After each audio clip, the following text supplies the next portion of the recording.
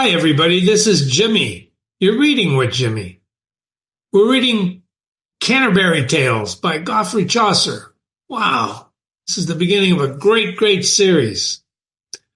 It's poetry. This is the second part of the prologue, which we kicked off in the first reading. This is translated by Theodore Morrison, because if you read the first part of the prologue, I told you why we don't want to read the medieval English. Ready? Prologue, Part 2 of the Canterbury Tales. We left off the lawyer was talking.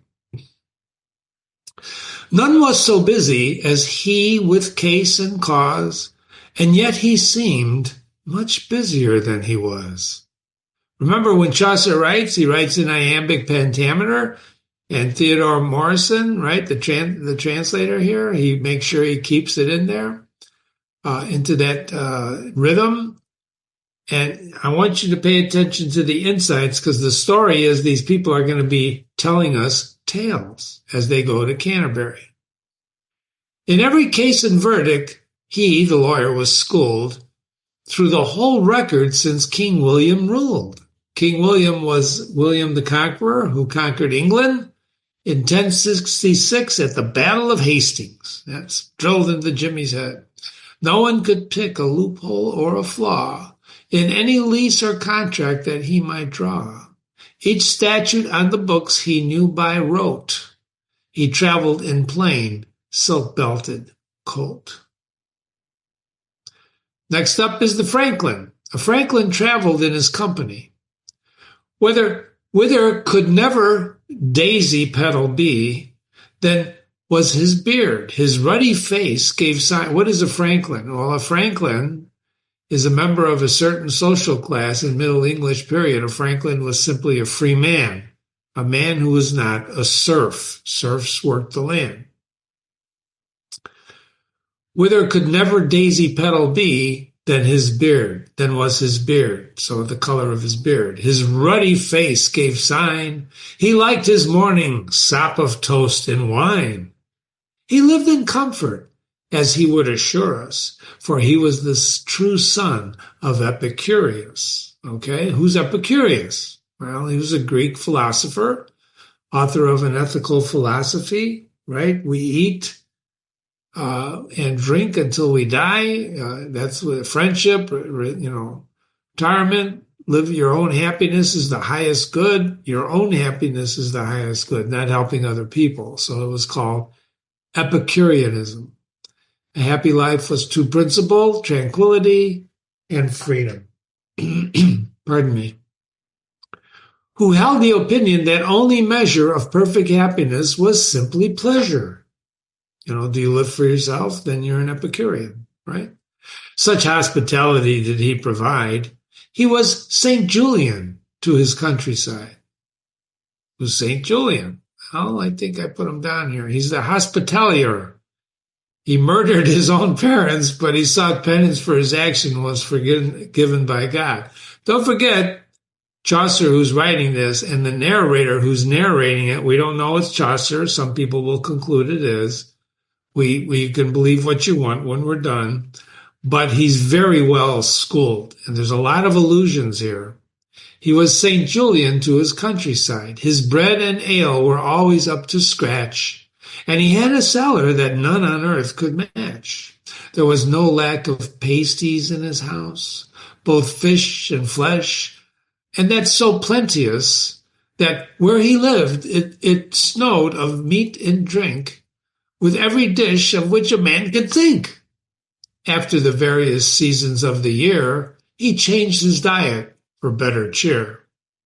The partridge in his coops were fat as cream, and he had a fish pond stocked with pike and bream.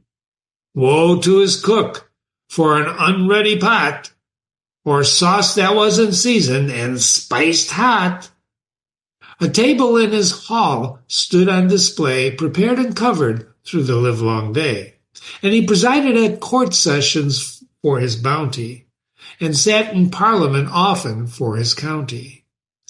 A well-wrought dagger and a purse of silk hung at his belt, as white as morning milk.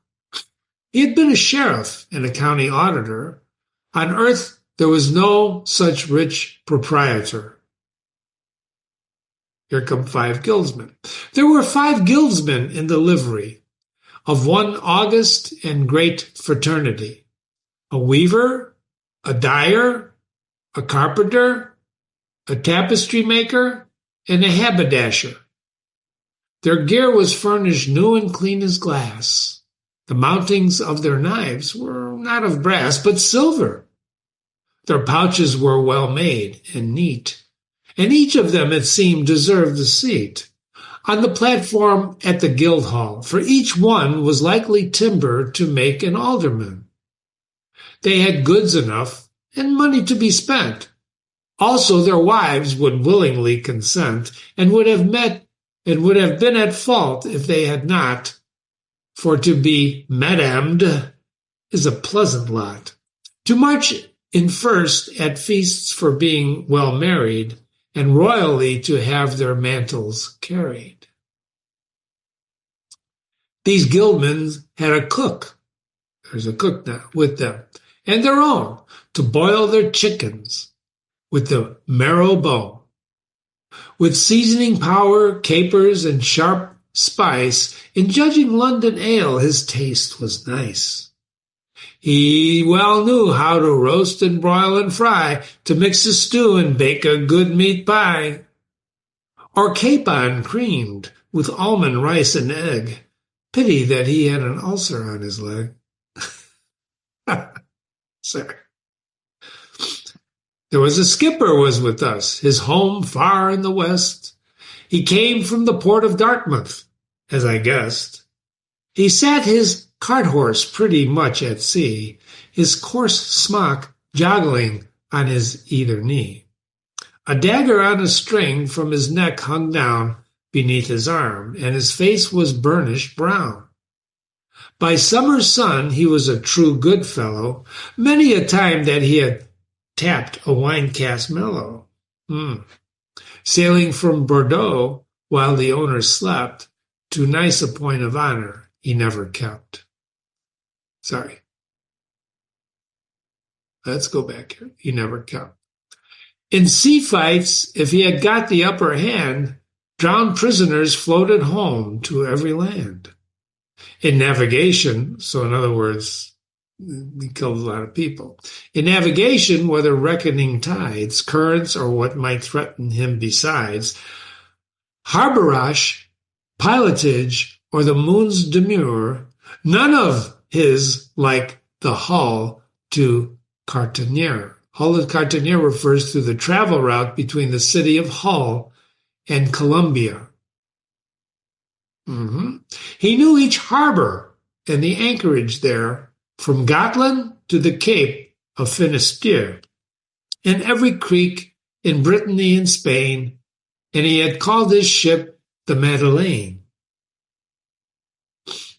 With us also came an astute physician, and there was none like him for a disquisition on the art of medicine or surgery, for he was grounded in astrology. He kept his patient long in observation, choosing the proper hour for application. Of charms and images by intuition, of magic and the planet's best position. For he was one who understood the laws that rule the humors and could tell the cause that brought on every human malady, whether of hot or cold or moist or dry.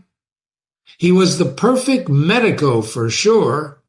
The cause once known, he would prescribe the cure. For he had his druggist ready at a motion to furnish the sick man with some pill or potion. A game of mutual aid with each one winning. Their partnership was hardly just beginning. He was well versed in his authorities of Asclepius, Discordius, Rufus, and old Hippocrates, and Galen. These are all references to, what do you think, right? Physicians. Asclepius was the Greek god of medicine, Discordius, etc. Don't forget Hippocratic oath that all doctors, they swear to help other people. And Galen and Hailing and Rhazes and Serpent, etc. Bernard, Johannes Dominicus, Gilbert. I'm not going to look up all these for you. You can look them up. Constantinus. He urged. Now, why do you think he did this? Why do you think the narrator put all these people in there? Because he's painting a picture of this physician, right? As an educated guy. But rich in nourishment, digestible.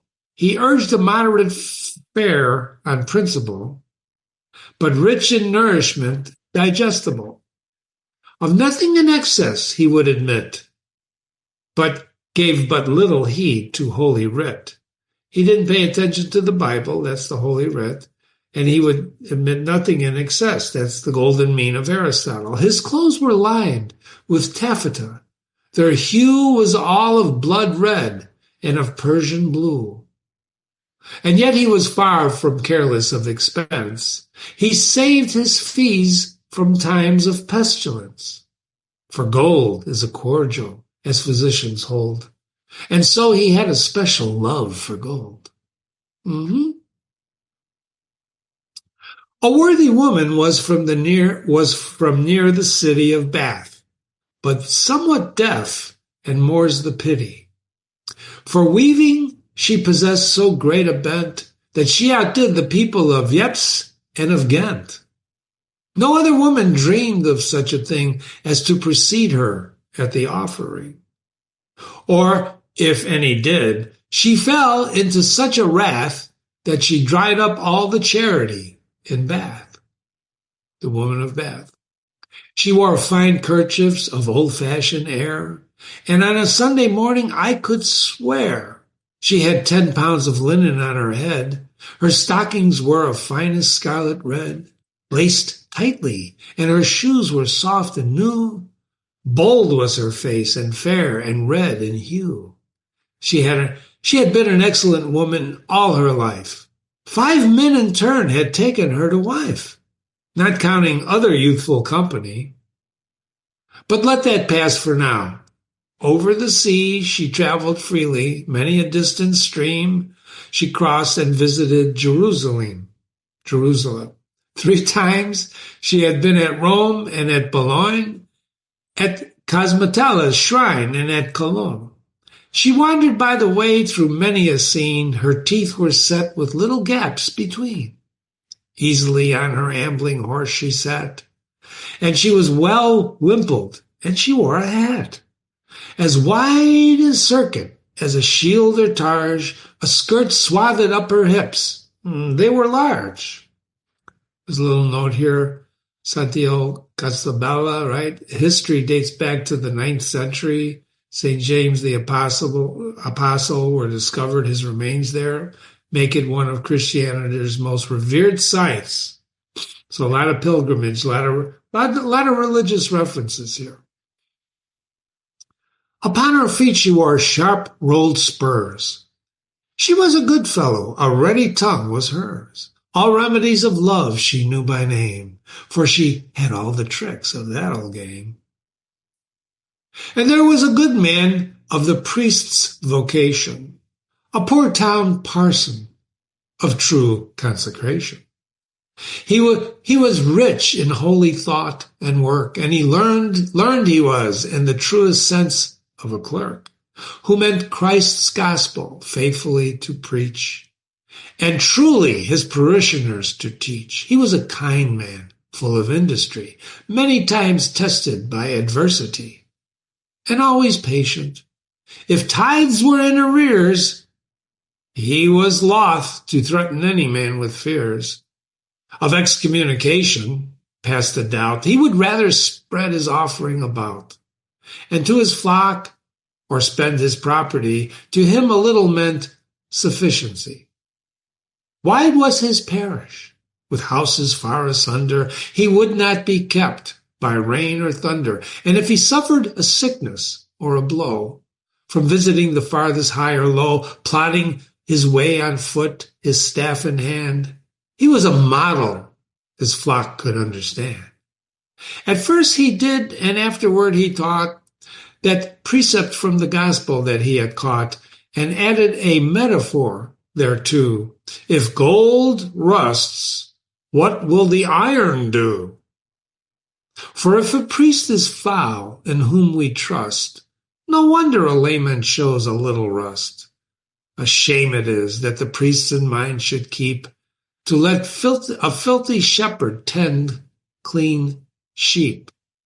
By his own purity, a priest should give the example to his sheep in how they should live. He did not rent his benefice for hire, leaving his flock to flounder in the mire and run to London, the happiest of goals, to sing paid masses in St. Paul's for souls, or as a chaplain from some rich guild take his keep, but dwelt at home and guarded well his sheep, so that no wolf should make his flock miscarry. He was a shepherd and not a mercenary. And though himself a man of strict vocation, he was not harsh to weak souls in temptation, nor overbearing, nor haughty in his speech, but wise and kind in all he tried to teach. By good example and just words to turn, sinners to heaven was his whole concern. But should a man in truth prove obstinate, whoever he was of rich or means estate, the parson would give him a snub to meet the case. I doubt that there was a priest in any place his better. He did not stand on dignity, nor affect in conscience too much nicety. But Christ's and his disciples' word he sought to teach, and first he followed what he taught. Plowman. And then there was a plowman with him on the road. It was his brother, who had forked up many a load of good manure, a hardy worker he, living in peace and perfect charity. Whether his fortune made him smart or smile, he loved God with his whole heart all the while, and his neighbor as himself. He would undertake for every luckless poor man for the sake of Christ to thresh and ditch and dig by the hour, and with no wage, if it was in his power. His tithes on good and earnings he paid fair. He wore a coarse, rough coat, and he rode a mare. There was also a manciple, a miller, a reeve, a summoner, and a pardoner. And I. This makes our company complete. As tough a yokel as you'll care to meet, the miller was. The miller. His big beefed arms and thighs took many a ram put up as wrestling prize. He was a thick, squat-shouldered lump of sins. No door, but he could heave it off its pins, or break it running at it with his head. His beard was broader than a shovel, and red. As a fat sow or fox, a wart stood clear atop his nose, and red as a pig's ear. A tuft of bristles on it, black and wide, his nostrils were, and he carried at his side a sword and buckler. His mouth wood open cut, like a great furnace, and he would sing and shout his ballads and jokes of harlotries and crimes. He could steal corn and charge for it 3 times. And yet he was honest enough, as millers come. For a miller, as they say, has a gold thumb. In a white coat and a blue hood, this lusty clown, blowing his bagpipes, brought us out of town. The manciple is an officer who buys provisions for a college, monastery, so he sounds like a buyer, right? Was of the lawyer's college, and other buyers might have used his knowledge, how he shrewd provisioners for whether he bought on cash or credit. Altogether, he managed that the end should be the same, and he came out more even with the gain. Now, isn't it an instance of God's grace how one of little knowledge can keep pace? I want to mark that. How one of little knowledge can keep pace, and wit with a whole school of learned men, his masters to the number of 3 times 10, knew every twist of equity and tort.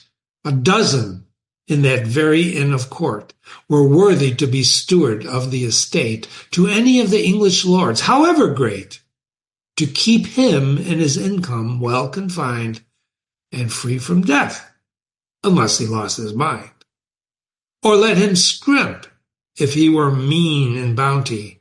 They could have given help to a whole county in any sort of case that might befall, and yet this Manciple could cheat them all.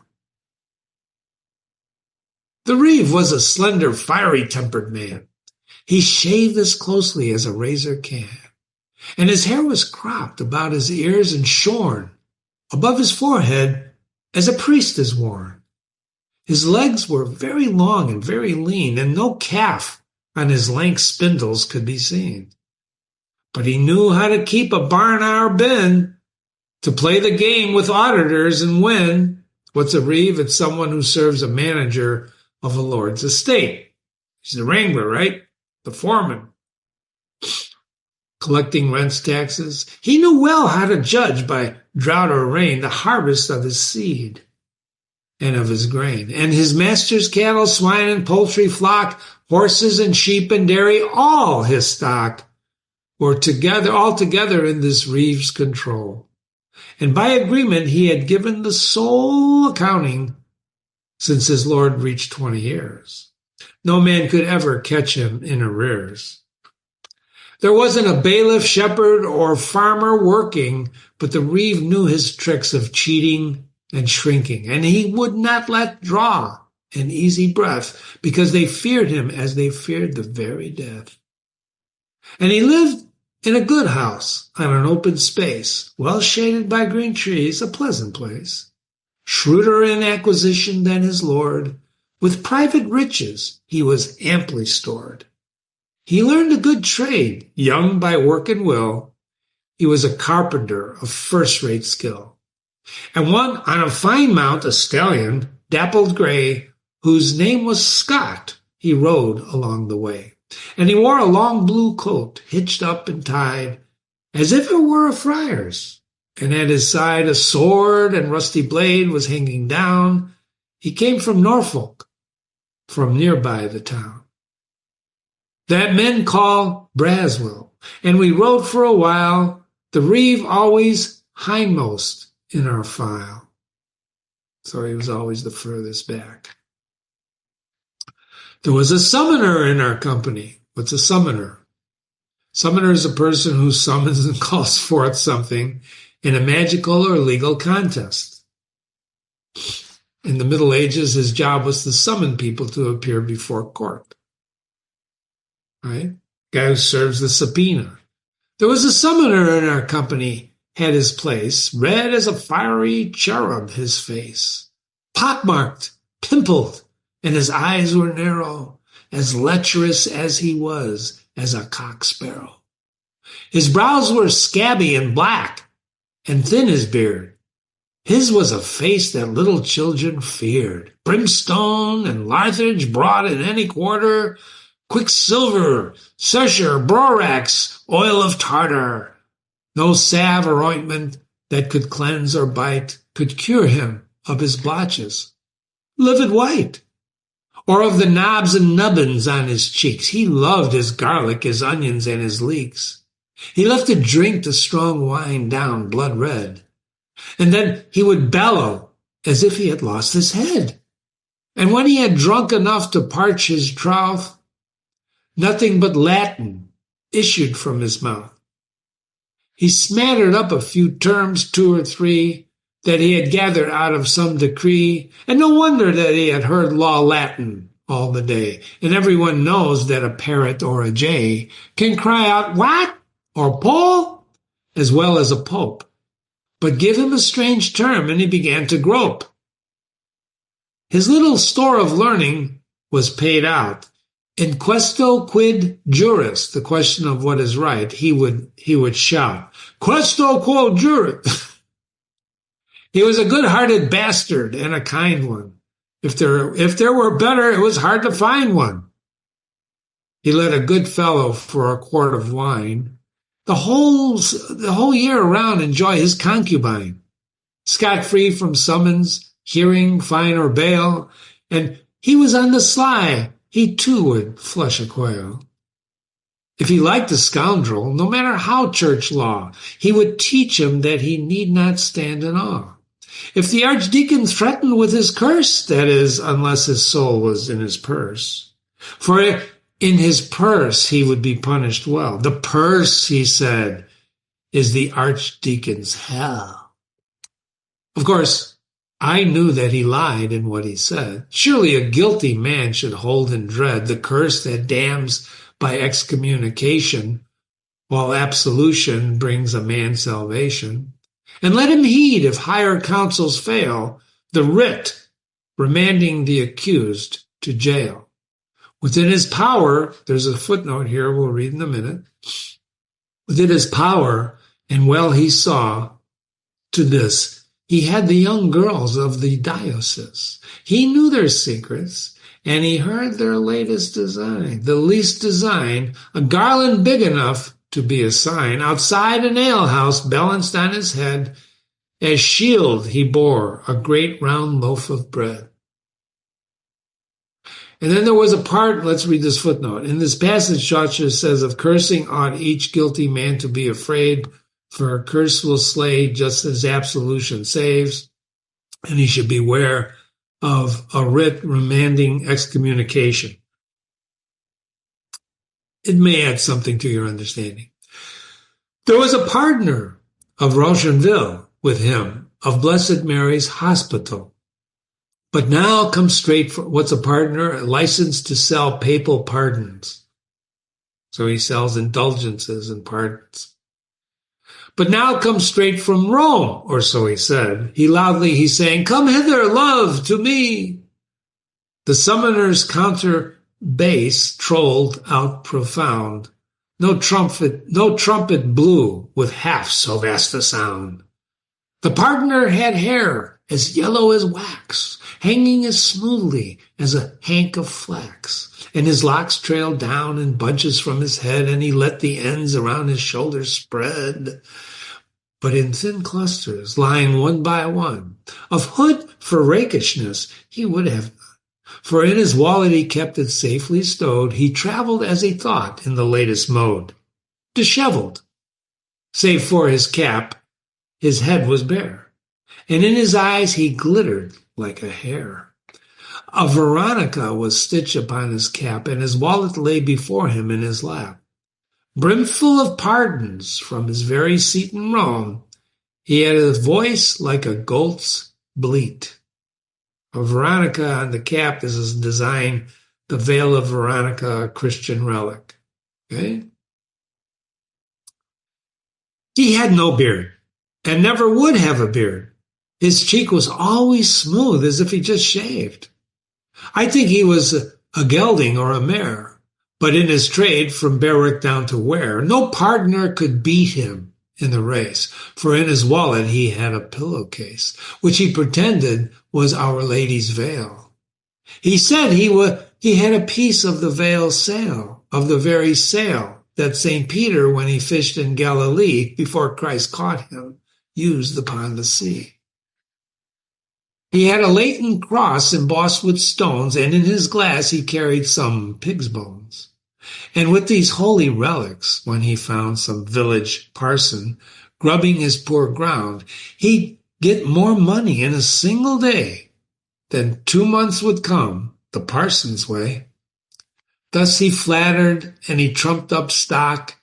He made dupes of the parson and his flocks. But though his conscience was a little plastic, he was in church a noble ecclesiastic. And he would read the scripture or saint's story, but best of all, he sang with offertory. And he knew well that when this song was sung, then he must preach and sharpen his tongue, to rake in the cash as well as he knew the art, and so he sang out gaily with a full heart.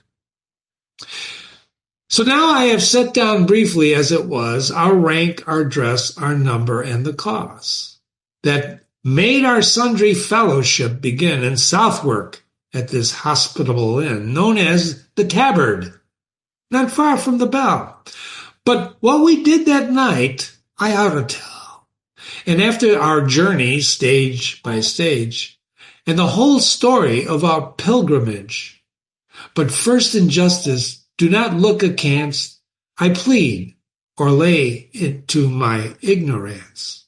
If in this matter I should use plain speech, I tell you just the words and style of each, reporting all their language faithfully.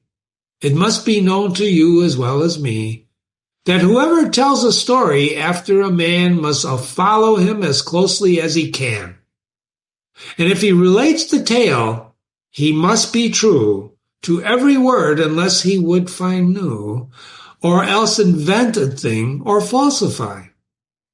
Better some breadth of language than to lie. He may not spare the truth to save his brother. He might as well use one word as another. In Holy Writ, Christ spoke in a broad sense, and surely his word is without offense. Plato, if his are pages that you can read, says, let the word be a cousin to the deed. So I petition your indulgence. Who's he talking to here? This is him telling you he's going to be a truthful storyteller. He's going to tell you what these people say, right? Plato is this. If you read Plato, we're going to read Plato on the website if we haven't already, right? So I petition your indulgence for it. If I have cut the cloth just as men wore it, here in this tale, and shown its very weave, my wits are none too sharp, so you must believe. Our host gave each of us a cheerful greeting, and promptly of our supper he had us eating. The victuals that he served us were his best. The wine was potent, and we drank with zest. Our host cut such a figure, all in all, that he might have been a marshal in a hall. He was a big man, and his eyes bulged wide. No sturdier citizen lived in all of Cheapside. Lacking no trace of manhood, bold in speech, prudent and well-versed in what life can teach. And all of this was a jovial man. And so when supper ended, he began to jolly us. When all of our debts were clear, welcome, he said. I have not seen this year so merry a company in this tavern as now, and I would give you pleasure if I knew how. And just at this very minute, a plan had crossed my mind that might assume you at no cost. You go to Canterbury. May the Lord speed you, and may the martyred and saint reward your journey. And to while the time away, you mean to talk and pass the time of day. For you would be as cheerful all alone as riding on your journey dumb as stones. Therefore, if you'll abide by what I say, tomorrow when you ride off on your way, now, by my father's soul, and he's dead, you shall enjoy yourselves, or lop my head. Hold your hands if you accept my speech. Our counsel did not take us long to reach. We bade him, give us your orders of your will. Well, sirs, he said, then do not take it ill, but hear me in good part. And for your sport, each one of you, to make our journey short, shall tell 2 stories as we ride, and I mean toward Canterbury. And coming home again, shall tell 2 other tales that he may have heard, or happenings that sometime have occurred. And the one of you whose stories please us most, here in this tavern, sitting by this post, shall sup at our expense, while we make merry, and when we come home riding from Canterbury. To cheer you still more, I too will ride with you at my own cost, and be your guide. But should my judgment anyone gainsay, he'll foot the bill, and we'll run it up and away. If you agree, no need to stand and reason, just tell me, and I'll be stirring in good season. The thing was granted, and we swore our pledge to take his judgment on our pilgrimage. His verdict to our tales and in his vice, he was to plan the supper at a price agreed upon, and so we all assented to his command, and we were all well contented. The wine was fetched, we drank, and then we went to rest. And the next morning, when dawn was in the east, up sprang our host, who acted as our cock, and gathered, a rooster, right? And gathered us together in a flock. And we rode till presently our pace had brought us to St. Thomas's watering place. And here our host began to check his horse. Good sirs, he said, you know your pledge, of course. Shall I remind you what it was about? If evensong and matins don't fall out, we'll soon find that we tell the first tale. Who shall tell the first tale? But as I hope to drink my wine and ale, whoever won't accept what I decide pays everything we spend along the ride. Draw lots before we farther from the inn. Whoever draws the shortest shall begin. Sir Knight, said he, my master chose your straw. Come here, my lady prioress, and draw. And you, Sir Scholar, don't look pensive, man. Pitch in now, everyone. And so began to draw the lots, and as luck would fall, the draw went to the knight, which pleased us all.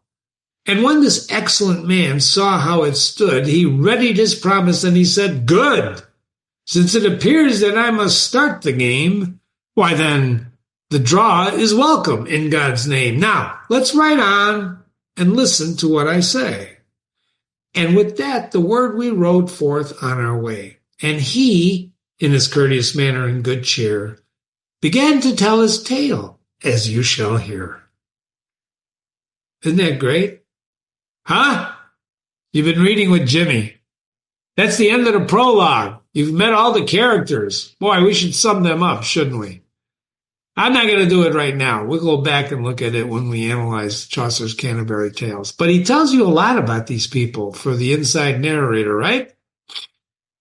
And of course, now the host has joined them, right? The host is with them.